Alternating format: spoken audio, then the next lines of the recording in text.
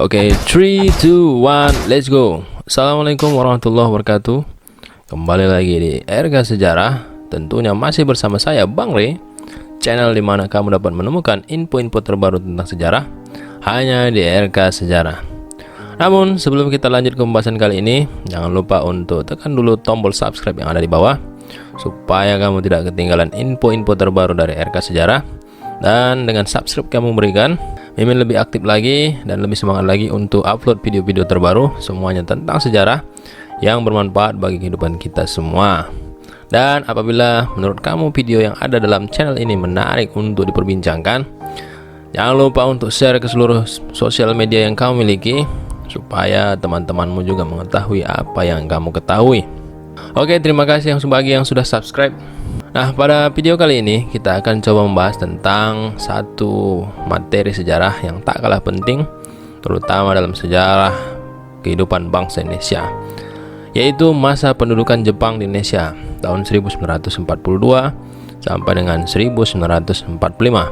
Peristiwa sejarah ini sangat penting bagi kita dan sangat penting untuk diketahui. Kenapa? Karena kedatangan Jepang di Indonesia adalah salah satu jalan menuju langkah kemerdekaan Indonesia pada tanggal 17 Agustus 1945. Nah, seperti apa pembahasan selengkapnya? Jangan coba-coba untuk skip video ini supaya kamu tidak gagal paham dan dapat menerima informasi sepenuhnya dari RK Sejarah. Oke, kita langsung ke TKP. Nah, bagaimana sebenarnya latar belakang kedatangan Jepang ke Indonesia? Kita lihat dulu bagaimana keadaan Jepang sebelum datang ke Indonesia. Sebelum terjadinya pendudukan Jepang di Indonesia, terjadi suatu hal yang sangat luar biasa di negeri matahari terbit ini, yaitu terjadinya kebangkitan imperialisme Jepang. Setelah terjadinya restorasi Meiji pada tahun 1868, Jepang menjadi sebuah negara yang lebih terbuka dan meninggalkan politik isolasi yang diterapkan pada masa Tokugawa. Kebijakan restorasi Meiji ini kemudian mendorong kemajuan di berbagai sektor, terutama di bidang pendidikan, ekonomi, pemerintahan, dan militer. Hal ini yang menyebabkan Jepang tumbuh menjadi sebuah negara yang besar dan menjadi negara imperialis baru di Asia. Ditambah lagi dengan keterlibatan Jepang dalam Perang Dunia I sebagai bagian dari blok sekutu.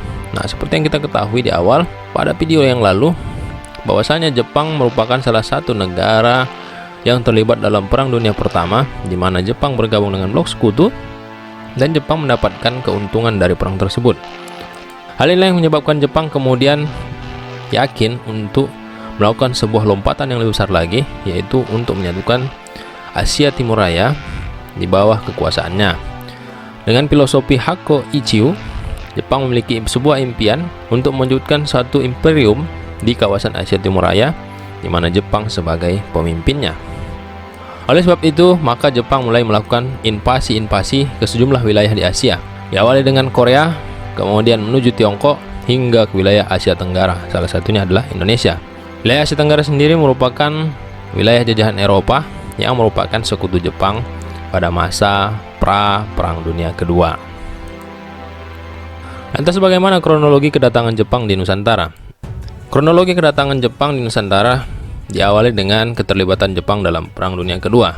Pada tanggal 7 Desember 1941, Jepang menyerang Pearl Harbor, yaitu pangkalan militer Amerika Serikat yang terletak di Kepulauan Hawaii. Serangan kilat yang dilakukan oleh Jepang terhadap Amerika ini secara tidak langsung menyeret Amerika untuk turut andil dalam Perang Dunia Kedua, di mana sebelumnya Amerika adalah pihak yang netral. Tidak diam hanya di Pearl Harbor, Jepang melanjutkan serangannya ke wilayah Asia Tenggara. Jepang masuk ke Indonesia pada tanggal 11 Januari 1942, di mana pada waktu itu Jepang mengawali serangannya ke wilayah Tarakan yang terdapat di Kalimantan Timur. Tarakan ini merupakan salah satu kawasan minyak yang paling besar di Indonesia yang dimiliki pemerintahan Hindia Belanda pada waktu itu. Jepang memusatkan serangannya ke wilayah tersebut dan berhasil menduduki wilayah Tarakan tanpa mendapatkan perlawanan yang kuat dari pihak sekutu. Selanjutnya Jepang melanjutkan invasinya pada bulan Februari 1942. Invasi Jepang ini diarahkan ke kota Pontianak, Banjarmasin, Makassar, dan Bali. Seperti yang dilalui pada wilayah-wilayah sebelumnya, Jepang tidak mendapati hambatan yang berarti dari pasukan sekutu. Pasalnya, serangan Jepang yang begitu cepat dan mendadak menyebabkan pasukan sekutu yang pada waktu itu tidak mengetahui dan tidak memiliki kesiapan untuk menghadapi Jepang. Meskipun pasukan sekutu sudah membentuk aliansi yang dikenal dengan ABDACOM atau American, Dutch, British, Australia Commander, di mana pasukan sekutu yang terdiri dari beberapa negara tidak memiliki koordinasi yang baik untuk menghadapi Jepang, sehingga pasukan Jepang dengan mudah menyapu semua kekuatan sekutu yang ada di wilayah Asia Tenggara. Bertanggal 28 Februari 1942, Jepang masuk ke wilayah Pulau Jawa melalui Banten, Eretan Wetan yang ada di Jabar, dan Kragen yang ada di Jawa Tengah. Dalam hal ini juga Jepang tidak memiliki hambatan untuk menaklukkan kekuatan sekutu. Dan pada akhirnya pada tanggal 8 Maret 1942, Jepang berhasil membuat keadaan Belanda terdesak dan memaksa mereka untuk menyerah tanpa syarat, sehingga diadakanlah perjanjian Kalijati yang terletak di daerah Subang, Jawa Barat. Penyerahan Belanda terhadap Jepang adalah salah satu bukti bahwasanya kekuatan Jepang sangat luar biasa pada awal masa Perang Dunia Kedua.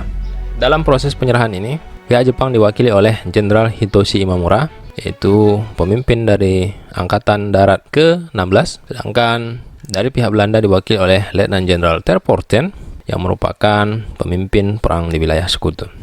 Selanjutnya, apa sebenarnya yang menjadi tujuan dan bagaimana strategi kedatangan Jepang ke Indonesia atau Nusantara? Nah, ini yang menjadi catatan penting bagi kita mengapa Jepang menduduki Indonesia.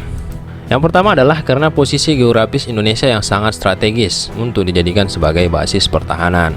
Bahwasanya kepulauan di Asia, terutama Asia Timur Raya ini adalah wilayah kepulauan. Jepang melihat Indonesia yang kaya dengan sumber daya alam dengan posisi geografis yang sangat strategis dapat dijadikan sebagai basis pertahanan yang sangat kuat apabila sekutu ingin melakukan serangan, terutama untuk menduduki Australia. Indonesia dapat dijadikan sebagai batu loncatan yang sangat strategis untuk mendapatkan wilayah Australia.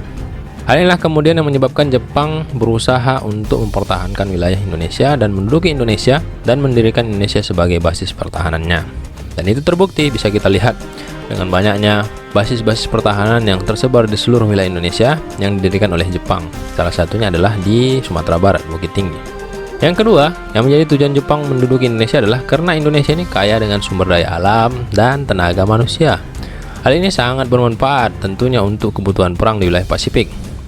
Selain itu, Jepang menggunakan beberapa strategi untuk menduduki Indonesia. Yang pertama, Jepang melakukan gerakan 3A. Gerakan 3 ini adalah satu semboyan yang selalu dilulukan oleh Jepang, di mana mereka mengatakan bahwasanya Jepang adalah cahaya Asia, pelindung Asia, dan pemimpin Asia. Propaganda ini dilakukan oleh Jepang, tujuannya adalah untuk menarik simpati bangsa Indonesia, dan Jepang menjanjikan kepada bangsa Indonesia bahwasanya kedatangan mereka ke Indonesia ini bukanlah untuk menjajah Indonesia, melainkan untuk membebaskan Indonesia dari penjajahan Eropa. Apakah demikian sebenarnya? Tentu saja tidak. Kenapa? Karena ketika Jepang menduduki Indonesia, secara tidak langsung mereka adalah ingin menjajah Indonesia. Tapi mereka menggunakan bahasa yang lebih halus supaya bangsa Indonesia ini tertarik dan simpati terhadap bangsa Jepang. Dan memang sampai sekarang bangsa Indonesia sangat mudah untuk dikelabui. Dengan bersikap baik, bangsa Jepang mengizinkan penggunaan bahasa Indonesia, mengibarkan bendera merah putih bersama dengan bendera Jepang atau Hinomaru. Hal ini kemudian menunjukkan bahwasanya mereka memang betul-betul memiliki keinginan yang baik terhadap bangsa Indonesia. Dan bangsa Indonesia pun luluh hatinya sehingga memberikan bantuan terhadap Jepang. Seperti orang pacaran saja, manis di awal dan sedih di akhir. Kemudian Jepang melarang semua yang berbau Eropa. Mengapa mereka melarang yang berbau Eropa? Karena pada waktu itu Jepang memang terlibat perang dengan Eropa. Oleh sebab itu, semua yang berbau Eropa, baik itu kebudayaan maupun kebiasaan-kebiasaan yang sering dilakukan oleh bangsa Indonesia pada masa kolonial, itu semuanya dihapuskan dan dilarang. Dan yang terakhir, untuk menarik simpati bangsa Indonesia, Jepang terus melakukan propaganda dengan berbagai cara untuk menarik supaya bangsa Indonesia mau mendukung dan mencurahkan segenap tenaganya untuk membantu Jepang di dalam Perang Dunia Kedua. Ya, ini salah satu contoh propaganda yang dilakukan oleh Jepang. Selanjutnya, apa saja kebijakan pemerintahan Jepang pada masa pendudukannya di Indonesia? Nah, yang pertama dalam bidang pemerintahan. Nah, kita akan coba kupas satu persatu. Yang pertama, Jepang membagi Indonesia menjadi 3 wilayah pemerintahan militer. Nah, seperti yang kita ketahui, ada perbedaan dari masa pemerintahan kolonial dengan masa pendudukan Jepang. Indonesia pada masa pemerintahan kolonial itu dipimpin oleh pemerintahan sipil. Nah, sementara pada masa pemerintahan Jepang, Indonesia dipimpin oleh pemerintahan militer. Pada masa ini, Jepang membagi Indonesia menjadi 3. Yang pertama adalah wilayah 1. Wilayah 1 bisa kamu lihat pada peta meliputi wilayah Jawa dan Madura. Pada wilayah 1 ini ditetapkan sebagai koordinator wilayah pemerintahan militer yang ada di Indonesia. Wilayah Jawa ditetapkan sebagai Gun Seibu yang dipimpin oleh Rikugun atau Angkatan Darat ke-16 di bawah pimpinan Jenderal Imamura. Selanjutnya wilayah kedua yang terletak di wilayah Sumatera yang menjadi pusatnya Bukit Tinggi juga dipimpin oleh pasukan Rikugun, yaitu Angkatan Darat ke-25 di bawah pimpinan Jenderal Moritake Tanabe. Sementara wilayah ketiga yang meliputi wilayah Kalimantan, Sulawesi, Maluku, Nusa Tenggara, dan Papua yang berpusat di Makassar di bawah Komando Kaigun, yaitu Angkatan Laut kedua di bawah pimpinan Laksamana Tadashi Maeda.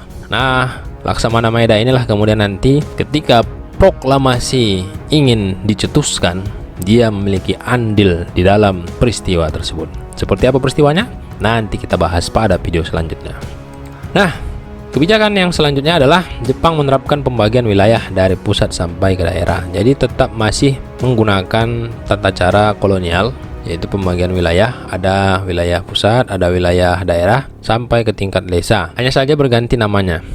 Dan yang terakhir adalah Jepang dalam kebijakan pemerintahnya tetap mengangkat pegawai dari kalangan bangsa Indonesia. Ada juga dari kalangan Belanda, tetapi mereka dipaksa untuk tunduk dan patuh terhadap pemerintah Jepang. Selanjutnya, kebijakan dalam bidang politik. Dalam bidang politik, salah satu kebijakan yang dilakukan oleh pemerintah Jepang adalah melakukan propaganda. Itu tujuannya adalah untuk mencari simpati bangsa Indonesia. Propaganda ini dilakukan dengan membuat slogan-slogan perjuangan. Kemudian Jepang juga berusaha untuk menarik simpati bangsa Indonesia dengan menanamkan sikap anti Eropa. Jadi Jepang itu mencoba untuk membersihkan pikiran bangsa Indonesia dari pengaruh Barat atau Eropa. Kemudian Jepang mendirikan beberapa organisasi yang tujuannya juga bersifat propaganda seperti Putra dan Jawa Hokokai. Selanjutnya Jepang membubarkan organisasi-organisasi politik yang berbau Eropa. Seperti yang kita ketahui, di awal abad ke-20 pada masa pemerintahan kolonial Belanda, di Indonesia sudah tumbuh organisasi-organisasi politik yang berusaha untuk memperjuangkan kemerdekaan. Nah, semua organisasi itu dibubarkan oleh Jepang, kecuali hanya satu, yaitu MIAI atau Majelis Islam A'la Indonesia, yang kemudian nanti berubah menjadi Masyumi. MIAI ini tidak dibubarkan oleh Jepang karena mereka anti terhadap kolonialisme. Selanjutnya, Jepang dalam kebijakan politiknya berusaha untuk memanfaatkan semangat pergerakan nasional Indonesia untuk membantu Jepang dalam perang. Tapi Jepang membatasi semangat nasional tersebut dengan tidak membenarkan orang Indonesia untuk membicarakan kemerdekaannya. Wah, ini bertolak belakang sebenarnya dengan semangat pergerakan nasional. Namun seperti itulah keadaannya. Kemudian Jepang menerapkan standar ganda dalam keamanan dan ketertiban. Pada masa Jepang ini terdapat sebuah organisasi polisi rahasia yang dikenal dengan Kempetai, di mana Kempetai ini adalah orang-orang yang berasal dari kalangan Jepang yang ditunjuk untuk mengawasi gerak-gerik bangsa Indonesia.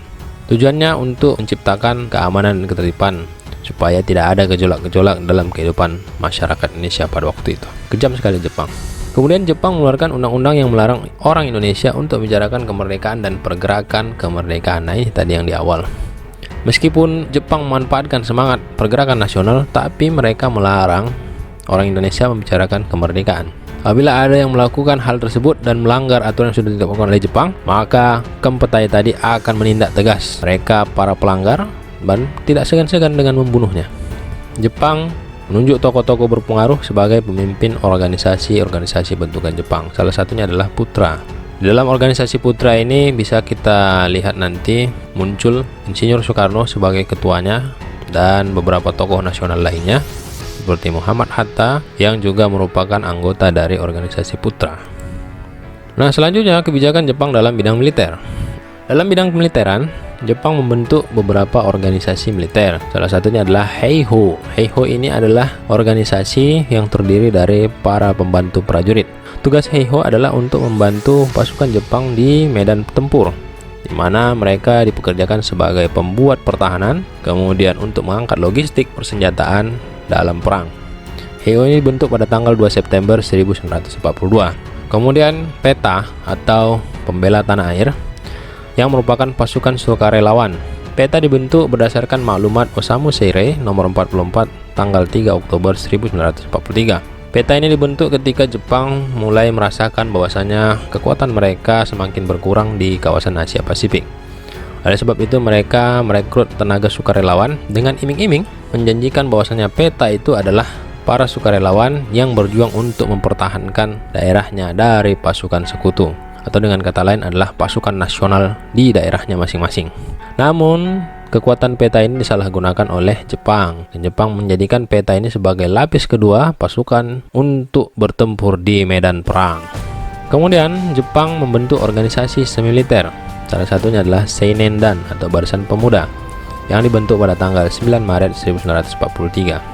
Selanjutnya ada Keibodan, yaitu Barisan Pembantu Polisi yang dibentuk pada tanggal 29 April 1943.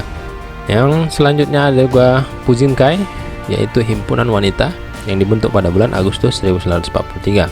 Dan yang terakhir adalah Jawa Hokokai. Jawa Hokokai ini organisasi militer yang bertugas untuk mengumpulkan logistik dari bangsa Indonesia untuk membantu Jepang dalam perang. Jawa Hokokai ini dibentuk pada tahun 1944, di mana pada waktu itu Jepang sudah mulai terdesak posisinya oleh sekutu, sehingga mereka membutuhkan banyak suplai logistik untuk membantu di garis pertahanan terdepan. Dan yang terakhir, Jepang juga membentuk Sui Shintai atau Barisan Pelopor pada bulan September 1944. Next, kebijakan Jepang dalam bidang ekonomi. Dalam bidang ekonomi, Jepang menerapkan kebijakan ekonomi perang. Hal ini tidak terlepas dari kondisi Jepang yang terlibat dalam perang. Dengan sistem autarki atau memenuhi kebutuhan sendiri, Jepang menerapkan kebijakan ekonomi yang sangat ketat dan sangat disiplin, bahkan mengarah ke arah yang lebih kejam daripada masa pemerintahan kolonial. Dalam kebijakan ekonominya, ada beberapa langkah yang dilakukan oleh Jepang. Yang pertama, Jepang berusaha untuk meningkatkan produksi bahan pangan, yaitu beras, dan melakukan perluasan areal pertanian. Selanjutnya, Jepang juga melakukan pengawasan dan pengendalian terhadap pertanian dan perkebunan. Dalam hal ini juga Jepang menerapkan sistem monopoli, di mana mereka mengambil keuntungan dari setiap penjualan barang yang dilakukan oleh bangsa Indonesia. Dan Jepang menerapkan sistem tanaman wajib yang berguna untuk perang. Salah satunya adalah padi, kemudian pohon jarak, dan kapas untuk mendukung kebutuhan perang pasukan Jepang di Pasifik. Menjelang akhir perang, Jepang kemudian membentuk koperasi pertanian atau Nagyo Kumiai dan memanfaatkan Jawa Hokokai atau kebaktian Jawa untuk mengumpulkan segala sumber daya yang dimiliki oleh bangsa Indonesia, baik itu makanan, perhiasan, dan lain-lainnya.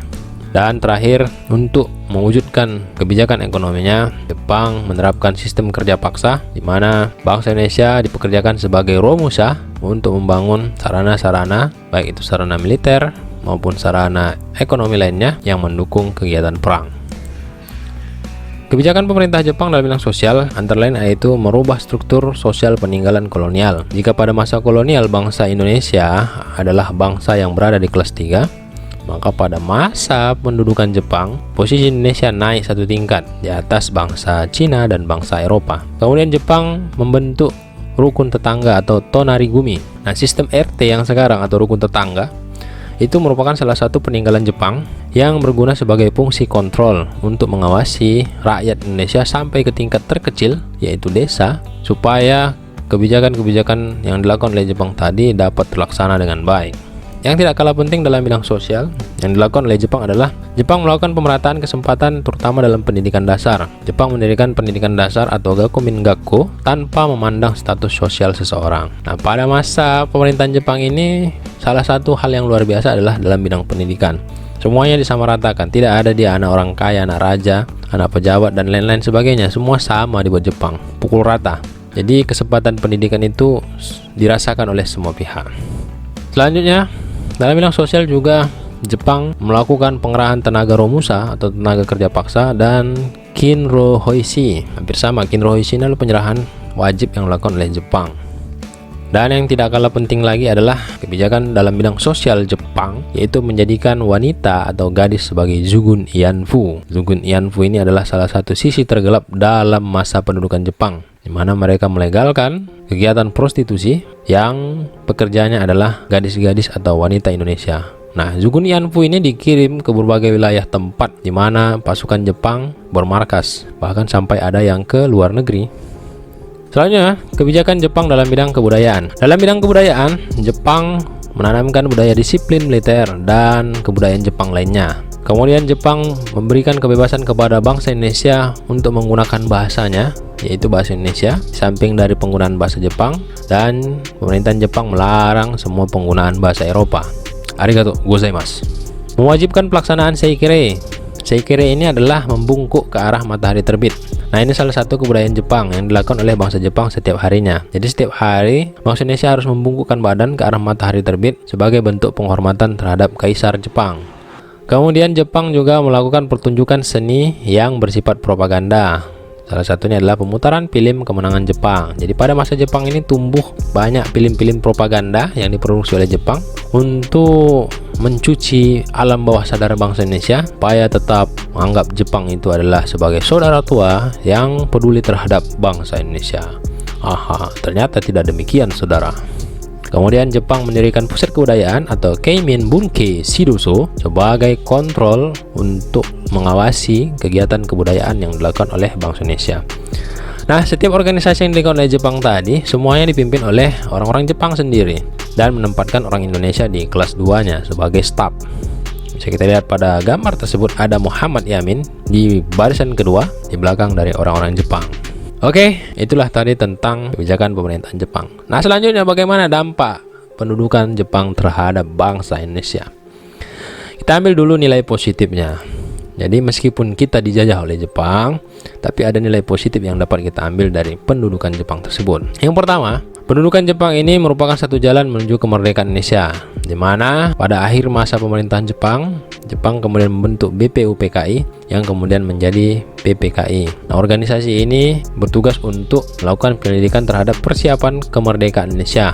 Memang pada awal masuknya Jepang ke Indonesia, Jepang menjanjikan bahwasanya di kemudian hari Indonesia akan mendapatkan kemerdekaannya setelah perang selesai.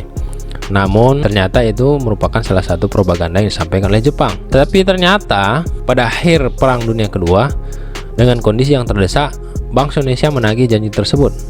Oleh sebab itulah makanya Jepang kemudian membentuk BPUPKI dan PPKI. Yang tidak kalah pentingnya, dampak dari pendudukan Jepang terhadap Indonesia adalah dalam bidang pendidikan dan ilmu kemiliteran yang sangat bermanfaat bagi bangsa Indonesia. Pendidikan yang diperoleh oleh bangsa Indonesia pada masa pendudukan Jepang, walaupun hanya 3,5 tahun, lebih bermanfaat dan berguna jika dibandingkan dengan masa kolonial. Karena pada masa kolonial yang mendapatkan pendidikan itu hanya kelas-kelas tertentu saja. Pada masa pendidikan Jepang ini, semua orang bisa mendapatkan pendidikan. Ilmu kemiliteran yang diperoleh dari Jepang ini sangat bermanfaat ketika Indonesia menghadapi agresi militer Belanda di Indonesia dan upaya Indonesia untuk mempertahankan kemerdekaannya dari serangan Belanda. Dan juga ilmu kemiliteran yang dipelajari oleh bangsa Indonesia dari Jepang, inilah yang menjadi dasar pendidikan militer bangsa Indonesia saat ini. Dan bisa kita lihat, militer Indonesia adalah salah satu militer yang sangat disegani, terutama di kawasan Asia. Dan yang tidak kalah penting adalah pendudukan Jepang ini membuat semangat persatuan semakin kuat. Pasalnya, Jepang menyapu rata dan tidak membedakan status sosial masyarakat bangsa Indonesia. Jika pada masa kolonial masih ada perbedaan antara yang kaya dan yang miskin, sehingga menyebabkan yang kaya ogah-ogahan untuk berjuang, sementara yang miskin tidak sanggup untuk berjuang, maka pada masa pendudukan Jepang semuanya sama rata, sama rasa, tidak ada yang enak, semuanya mengalami kesusahan. Akibatnya semangat persatuan semakin kuat yang mendorong bangsa Indonesia untuk berpikir bagaimana caranya untuk merdeka dari Jepang. Dan sisi negatifnya sudah jelas, pendudukan Jepang ini menjadi sebuah eksploitasi sumber daya alam dan sumber daya manusia yang sangat luar biasa, lebih parah daripada masa sebelumnya. Terjadi kelaparan, kematian, dan kemiskinan akibat dari kebijakan-kebijakan yang dilakukan oleh Jepang. Hal ini jika dibandingkan dengan masa kolonial 3,5 tahun yang dialami oleh bangsa Indonesia sangat luar biasa. Dan yang terakhir, sisi negatif dari dampak pendudukan Jepang ini adalah kejahatan perang terhadap wanita. Bisa kita lihat pelaksanaan Jugun Ianfu yang diterapkan oleh Jepang adalah salah satu kejahatan perang yang luar biasa, di mana wanita dieksploitasi, dijadikan sebagai alat pemuas syahwat para pasukan Jepang yang jauh dari rumahnya. Orang-orang Indonesia dipaksa menjadi Jugun Ianfu untuk memuaskan hasrat tersebut. Luar biasa ya. Oke, itulah tadi pembahasan kita tentang masa pendudukan Jepang Indonesia. Terima kasih kepada kamu semua yang sudah memberikan subscribe kepada RK Sejarah. Semoga kiranya subscribe kamu berikan tadi dapat membuat channel ini berkembang lebih baik lagi. Tetap berikan komentar dan saran, dan jangan lupa untuk share video ini ke seluruh teman-teman kamu supaya mereka mengetahui apa yang sudah kamu ketahui. Sampai di seluruh pembahasan kita, jangan lupa untuk tetap belajar sejarah, karena dengan mempelajari sejarah, kamu akan menjadi orang yang bijak di masa yang akan datang. Terima kasih. Wassalamualaikum warahmatullahi wabarakatuh, dan tetap merdeka.